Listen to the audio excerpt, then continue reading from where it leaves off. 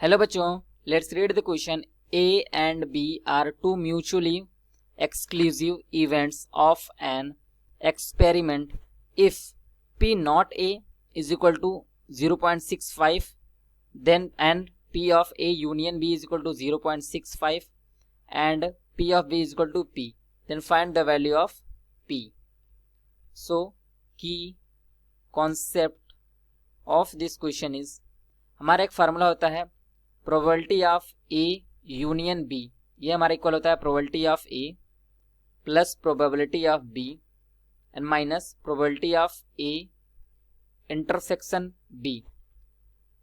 लेकिन जब हमारा ए एंड बी हमारे म्यूचुअली एक्सक्लूसिव इवेंट्स होते हैं, उस केस में हमारा probability of A intersection B जो होता है वो हमारा 0 होता है। देन हमारा फार्मूला बन जाता है probability of A union B वाला, ये probability of A plus probability of B.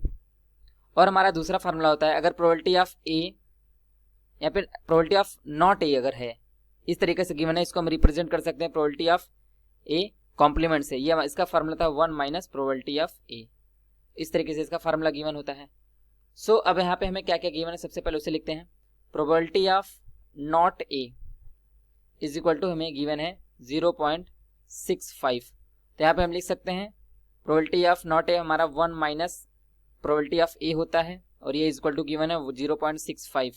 तो यहाँ से probability of A is equal to हो जाएगा 1 माइनस 0.65 इक्वल टू 0.35 हो जाएगा। एंड यहाँ पे हमें प्रोबेबिलिटी ऑफ बी गिवन है जो कि हमारा पी है। हालांकि हमारा ए एंड बी हमारे म्यूचुअली एक्सक्लूसिव इवेंट्स हैं, इसके कारण हमारा जो probability of A intersection B है वो तो 0 हो गया। और फिर हमारा यहाँ पे फार्मूला है probability of A union B is equal to probability of A plus probability of B. और probability of A union B हमारा दे रखा है यहाँ पे हमें 0.65। सो 0.65 इज इक्वल टू, यहाँ पे प्रोबेबिलिटी ऑफ ए अभी हमने कैलकुलेट किया 0.35 एंड ए प्लस यहाँ पे प्रोबेबिलिटी ऑफ बी हमारा यहाँ पे पी गिवन है। सो यहाँ से हम पी की वैल्यू निकाल सकते हैं 0.65 माइनस 0.35। तो यहाँ से हमें प्रोबेबिलिटी ये निकल के आएगा, 5 में से 5 जाए 0 एंड 6 में से 3, यानी कि हमें पी की जो वैल्यू मिलेगी 0.30 मिलेगी। Hope you understood it well. Best of luck.